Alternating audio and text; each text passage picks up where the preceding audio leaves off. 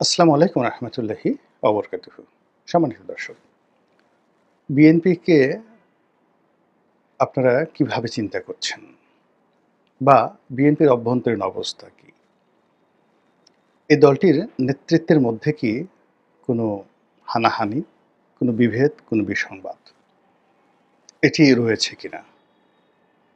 ২ নম্বর হলো যে এই দলের মধ্যে যখন বেগম জিয়া রাজনীতিতে সক্রিয় ছিলেন অর্থাৎ ২০১৬-১৭ সনে, তখন দলের মধ্যে যারা প্রবীণ নেতৃবৃন্দ ছিলেন তারা সংগত কারণেই জনাব তারেক রহমান সাহেবের নেতৃত্বকে মেনে নিতে পারেননি।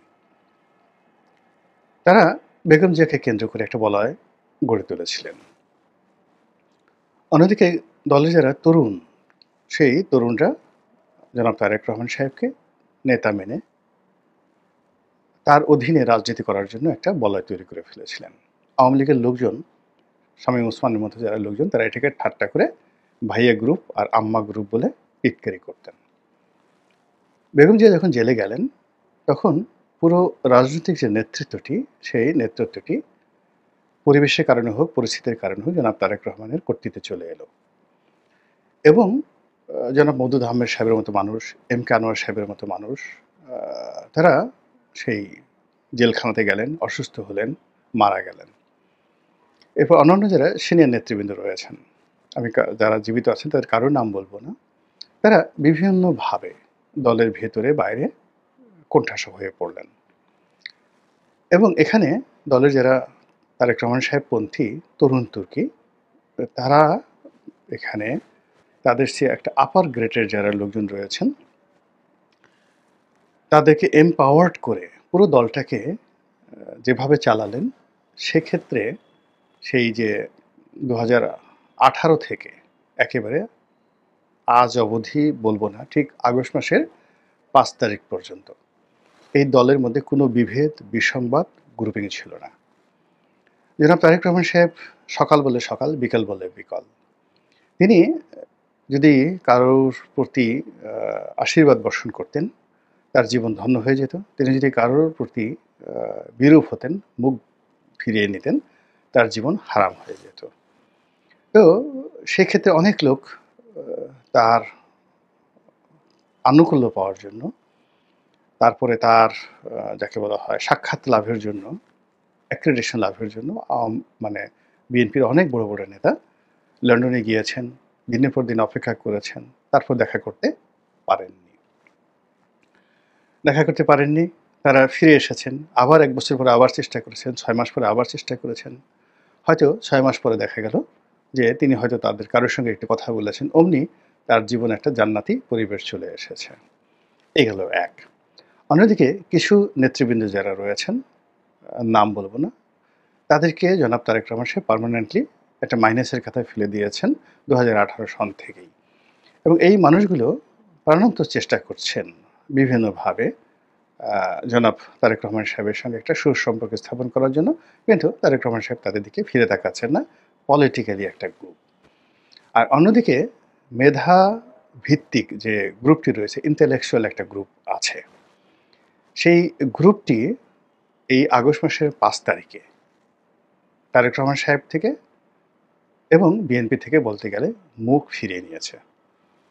তারা অনেকে ডক্টর মোহাম্মদ ইউনূসকে সমর্থন দিচ্ছেন, সিনিয়র লোক এবং দীর্ঘদিন জিয়াউর রহমান সাহেবের সাথে যারা রাজনীতি করেছেন, ডক্টর মোহাম্মদ ইউনূসকে তারা সমর্থন দিচ্ছেন টেলিভিশনে গিয়ে একদম প্রকাশ্যে।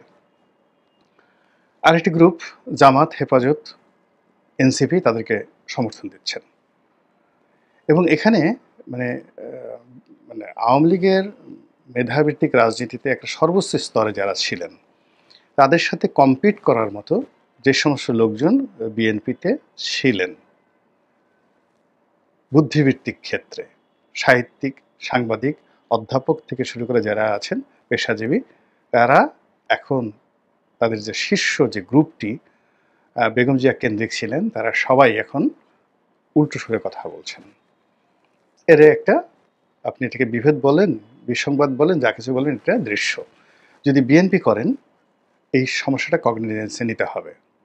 যদি তারেক রহমান সাহেবকে পছন্দ করেন, ভালোবাসেন, তাহলে এই জায়গাগুলোতে মানে তার নজরে আনতে হবে, তাকে বলতে হবে যে এই সর্বনাশ কিন্তু ঘটে গেছে। ওই মানুষ তো আগে এইভাবে কথা বলতেন না। ওই ভদ্রলোক যারা সারা জীবন বিএনপিকে সেবা করেছেন, তিনি এখন চুপচাপ থাকছেন কেন? তিনি এখন যে কথাগুলো বলছেন তা জামাতের পক্ষে যাচ্ছে কেন? এরা তো সবাই মেড ইন, মানে 100% সিল দেওয়া। কোনোদিন তারা জীবনে আওয়ামী লীগ করেনি, কোনোদিন জামাত করেনি। এরা একেবারে বিএনপিরই বাই প্রোডাক্ট। অনেকে মন্ত্রী পর্যন্ত হয়েছেন এই সমস্ত লোকজন। একটা গ্রুপ হলো রাজনীতির মধ্যে যারা সিনিয়র গ্রুপ রয়েছেন, তারা কাম অ্যান্ড কোয়াইট হয়ে গেছেন। অনেকে ভিতরে বসে পিন কাটছেন, পাঞ্চ কাটছেন। আর তার সঙ্গে সঙ্গে যারা এই বুদ্ধিবৃত্তিক লেভেলে, তারা একের পুরোটা উল্টো হয়ে গেছেন এই আগস্ট মাসের 5 তারিখ থেকে। এর বাইরে যে জিনিসটা দেখা যাচ্ছে সেটি হলো জনাব সালাউদ্দিন সাহেবের আগমন, ইন্ডিয়া থেকে আগমন, নেতৃত্ব গ্রহণ এবং তার যে মুভমেন্ট। হি ইজ স্মার্ট, দেখতে সুন্দর, লেখাপড়া জানা, এবং তিনি নাকি জনাব তারেক রহমান সাহেবের শিক্ষক ছিলেন, গৃহশিক্ষক ছিলেন, ইত্যাদি আরও অনেক কথা শোনা যায়। কিন্তু বাস্তবতা হলো যে তিনি আসার সঙ্গে সঙ্গে তার যে দুর্বার গতি, তিনি মুহূর্তের মধ্যে বিএনপির ডিফ্যাক্টো লিডারে পরিণত হয়ে গেলেন। এখন জনাব সালাউদ্দিন সাহেবকে কেন্দ্র করে যে ধাক্কাটা শুরু হলো বিএনপিতে, প্রথম ধাপে সবাই খুব আশ্চর্য হয়ে গেল যে কি হচ্ছে। উনি কি সাধারণ সম্পাদক হবেন? তাহলে মির্জা ফখরুল সাহেবের অবস্থা কি হবে? মির্জা ফখরুল সাহেব ভদ্রলোক মানুষ, তিনি কোনো প্রতিক্রিয়া দেখালেন না। তিনি শুধু আকার ইঙ্গিতে বললেন যে এটাই তার জীবনের শেষ নির্বাচন। নির্বাচনী এলাকায় গিয়ে বললেন এরপর তিনি আর নির্বাচন করবেন না, শরীরও ভালো না। এর মধ্যে তিনি একবার অসুস্থ হয়ে গেলেন, সিঙ্গাপুরে গিয়ে চিকিৎসা করে আসলেন এবং খুবই পরিশীলিত ভাষায় তিনি কথাবার্তা বলেন এবং নিজের যে মাত্রা, সেই মাত্রার মধ্যে তিনি থাকার চেষ্টা করেন। এর বাইরে তিনি কোনো কিছু বলেন না। বলতে গেলে অনেকটা পরিবেশ পরিস্থিতির সঙ্গে তিনি আশ্চর্য হয়ে লক্ষ্য করছেন, কোনো প্রতিক্রিয়া দেখাচ্ছেন না। কিন্তু বিএনপির যে সকল ঝানু নেতা, যাদের রুট আছে এবং যারা বিএনপির বিভিন্ন সময় বিএনপির মধ্যে ইন্টারনাল গ্রুপিংয়ে যারা রীতিমতো ফাইট করে মানে সারভাইভ করে গেছে, সেই গ্রুপটি দেখা গেল যে একেবারে তলে তলে এমন কিছু করছেন যে কারণে বিএনপির নেতাকর্মীর সঙ্গে সালাউদ্দিন সাহেবের একটা দূরত্ব কিন্তু তৈরি হয়ে গেছে। আমি নাম বললাম না, অন্ততপক্ষে বিএনপির সর্বোচ্চ নীতি নির্ধারণী যে ফোরাম, সেখানে ৩-৪ জন লোক থেকে শুরু করে আর অনেকে, আপনি তাদের এই কয়েক মাসে কোনো মুভমেন্ট দেখবেন না, কোনো কথাবার্তা নেই। যেদিন সালাউদ্দিন সাহেব আসছেন সেদিন থেকে তাদের মুখ বন্ধ হয়ে গেছে।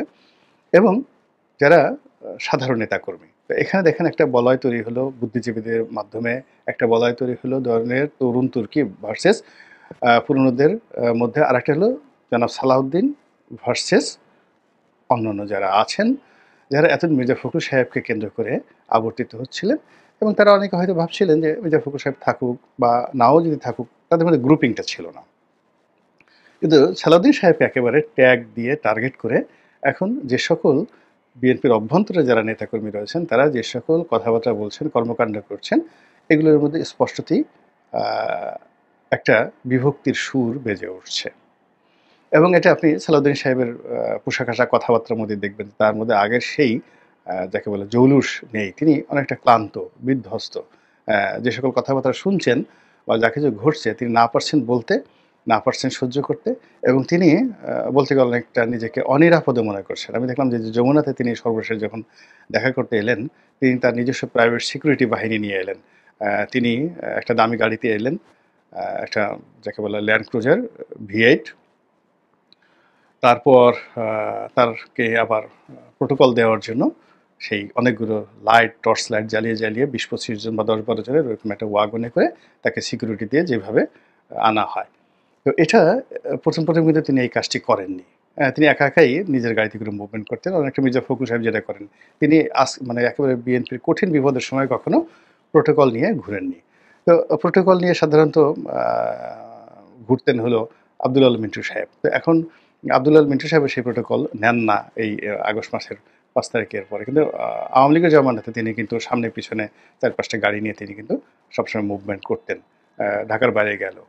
তো যাই হোক, যে কাজটি সালাউদ্দিন সাহেবকে আমি দেখলাম যে অতি সম্প্রতি তিনি শুরু করেছেন। এটা এক ধরনের ইনসিকিউরিটি বোধ থেকে হতে পারে, অথবা নিজেকে অধিক গুরুত্বপূর্ণ বা ভিআইপি দেখানোর জন্য হতে পারে। What ever maybe it happened, এই ঘটনাটা ঘটে গেছে।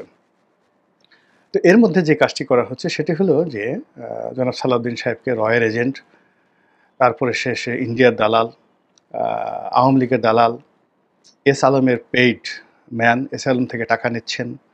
তারপরে তিনি পুরো কক্সবাজার চট্টগ্রাম বেল্টের যত রকম চাঁদাবাজি আছেন সব চাঁদাবাজি তিনি নিয়ন্ত্রণ করছেন। এবং ওখানে যে আন্ডারওয়ার্ল্ড রয়েছে, কক্সবাজার কেন্দ্রিক যে আন্ডারওয়ার্ল্ড রয়েছে, সেটা ইয়াবা থেকে শুরু করে ফেন্সিডিল থেকে শুরু করে, মানে ওনার মতো একজন ভদ্রলোক শিক্ষিত মানুষকে হেয় করার জন্য, ছোট করার জন্য যে ধরনের কথা বললে ওনার মনে আঘাত লাগবে, যে ফেন্সিডিল ব্যবসার সাথে সালাউদ্দিন সাহেব জড়িত, ইয়াবা বদি যে কাজটা করতে, সেই ইয়াবা ব্যবসা এখন তিনি দেখছেন। চিংড়ি ঘের থেকে প্রতিদিন তিনি সেই চাঁদা নিচ্ছেন। মানে যত গরু আসছে, গরু চোরেরা যত গরু চুরি করে সে মায়ানমার থেকে গরু আনছেন, সেই গরুর একটা কম্পিটিশন সালাউদ্দিন সাহেবের কাছে আসছে। এই ধরনের কথাবার্তা যখন ইন্টারনেটে প্রকাশিত হচ্ছে এবং এই সকল কথাবার্তা যখন বিএনপি নেতাকর্মীরা পরস্পরের সাথে বলাবলি করছে, এর কিছু তাপ উত্তপ্ত সালাউদ্দিন সাহেবের কানে যাচ্ছে। ফলে কি হচ্ছে, তার যে স্যাক্রিফাইস, তার যে ডিভোশন এবং তার যে যাকে বলা হয় সাহস, শক্তি, দক্ষতা, এই পুরো জিনিসগুলো গত 7-8 দিনে একেবারে অনেকটা বিধ্বস্ত হয়ে গেছে। এখন এই যে একটি অবস্থা সালাউদ্দিন সাহেবকে নিয়ে যে শুরু হলো, এরই মধ্যে কিন্তু এই ইশাক সাহেবের যে আন্দোলন, তারপর তার সঙ্গে সঙ্গে আবার ইশাক সাহেবের এই আন্দোলনের সঙ্গে সঙ্গে ডক্টর মোহাম্মদ ইউনূসের পদত্যাগের ঘটনা এবং বিএনপির এই অভ্যন্তরীণ এই অবস্থা, এবং এটার আমরা একটা চূড়ান্ত রূপ আমরা দেখলাম, যেটা কখনো আমরা দেখিনি। সেটা হলো সর্বশেষ যখন সালাউদ্দিন সাহেব, ডক্টর খন্দকার মোশাররফ সাহেব, ডক্টর মঈন খান সাহেব এবং যাকে বলা হয় আমির খসরু মাহমুদ চৌধুরী, ওরা প্রধান উপদেষ্টার সঙ্গে দেখা করলেন, দেখা করে আসলেন। এবং এখানে সাধারণত অতীতের সবসময় একজন কথা বলেছে, যিনি টিম লিডার তিনি কথা বলেছেন। একসাথে দুজন কখনো কথা বলেন, এবার দ্বিতীয় জন যদি কখনো কথা বলেন তাহলে প্রথম জন চুপ থাকেন, তৃতীয় জন চেষ্টা করে না। কিন্তু এখানে যে জিনিসটা হলো, সালাউদ্দিন সাহেব কথা বলার চেষ্টা করেছেন, খসরু ভাই কথা বলার চেষ্টা করেছেন, মঈন সাহেব, ডক্টর মঈন সাহেব কথা বলার চেষ্টা করেছেন, খন্দকার মোশাররফ সাহেব প্রথমে কথা বলার চেষ্টা করেছেন এবং পরে তার কথার মধ্যে যখন অন্যরা কথা বলার চেষ্টা করলেন, তিনি ভীষণ রকম অপমান বোধ করে একেবারে মাথাটা নিচু করে রাখছিলেন। এটা কখনই তার জীবনে ঘটেনি। এর কারণ হলো তার যে নেতৃত্বটা, তার যে গুণাবলীটা, তিনি সবসময় একটা গ্র্যান্ড লিডার হিসেবে নিজেকে তিনি প্রতিষ্ঠা করে ফেলেছিলেন। তার সামনে রুহুল কবির রিজভী সাহেবও কথা বলতে পারেন, তিনি বরং রুহুল কবির রিজভীদের সবাইকে ধমক দিয়ে কথা বলতেন। কিন্তু এখানে এসে দেখা গেল যে তিনি অনেকটা নিশ্চুপ হয়ে গেছেন, বয়সের ভারে নুজো। আবার মঈন সাহেব যখন কথা বলেন, আপনার মনে আছে একবার মঈন সাহেব যখন মন্ত্রী ছিলেন, কি একটা বিষয়ে পরিকল্পনা মন্ত্রী ছিলেন, তিনি খুব বিরক্ত ছিলেন। তিনি একটা সরকারি ফাইল, মানে অন্য একটা মন্ত্রণালয়ের ফাইল তিনি একটা প্রকাশ্যে ছুঁড়ে ফেলে দিয়েছিলেন। তো এরকম মানে অনেস্ট, তার সঙ্গে সঙ্গে তাদের রাগ এবং ব্যক্তিত্ব সবই কাজ করে। কিন্তু ইদানিং এসে পুরো যে জিনিসটি ঘটছে, এতে করে আলটিমেটলি তারেক রহমান সাহেবের প্রতি যে দলের অনাস্থা, সেই অনাস্থাটা কিন্তু চাঙ্গা হচ্ছে। এখানে মূলত রিজভী সাহেব বা সালাউদ্দিন সাহেব, তারা তো আসলে এখানে নিজেদের কোনো এজেন্ডা বাস্তবায়ন করছেন না। আপনি তারেক রহমানের ছায়া যদি দেখতে চান বাংলাদেশে, তাহলে রিজভী সাহেবকে দেখতে হবে আর সালাউদ্দিন সাহেবকে দেখতে হবে। তারেক রহমান সাহেবের ছায়া যদি আপনাকে বাংলাদেশে দেখতে হয়, তাহলে আপনি সেই বকুল নামক একজন যুবনেতা আছেন, তার দিকে তাকাতে হবে। তিনি যা কিছু বলেন করেন সবই তারেক রহমান সাহেবের হুকুমে করেন। সুলতান সালাউদ্দিন টুকুর কথা চিন্তা করেন, তিনি তারেক রহমান সাহেবের ছায়া। তিনি আপনি যদি মীর হেলাল সাহেবের কথা চিন্তা করেন, তারেক রহমান সাহেবের ছায়া। এখন এই সকল মানুষদেরকে নিয়ে যদি কেউ ট্যাগ দেয় এবং তাও যদি বিএনপির লোক হয়, তাহলে সেক্ষেত্রে তারা সরাসরি চ্যালেঞ্জটা তাদের যে সুপ্রিম লিডার, সেই সুপ্রিম লিডারের দিকে ঠেলে দিলেন, যেটি আগস্ট মাসের 2024 সনের আগস্ট মাসের 5 তারিখের আগে কল্পনাও করা যেত না, যেটি এখন ধীরে ধীরে বিস্তার লাভ করছে। এখন এটা কি চাণক্যনীতির কারণে হচ্ছে? এটা কি নিজেদের অভ্যন্তরীণ যাকে বলা হয় স্বার্থের সংঘাত, নেতৃত্বের দ্বন্দ্ব ইত্যাদির কারণে হচ্ছে? এটি কি যাকে বলা হয় জনাব তারেক রহমানের দৃষ্টি আকর্ষণ করা, যে তার সাথে আমরা শক্তিশালী, আপনি যাদেরকে পছন্দ করেছেন আমরা তার চেয়ে অনেক যোগ্যতা সম্পন্ন, এই জিনিসটা প্রমাণ করার জন্য? নাকি এখানে দেশি বিদেশি অন্য কোনো চক্রান্ত রয়েছে? ঘটনা যাই হোক না কেন বিএনপির উচিত এই বিষয়গুলো নিষ্পত্তি করা। মহান আল্লাহ আমাদের সবাইকে হেদায়েত দান করুন এবং হেফাজত করুন। আসসালামু আলাইকুম ওয়া রাহমাতুল্লাহি ওয়া বারাকাতুহু।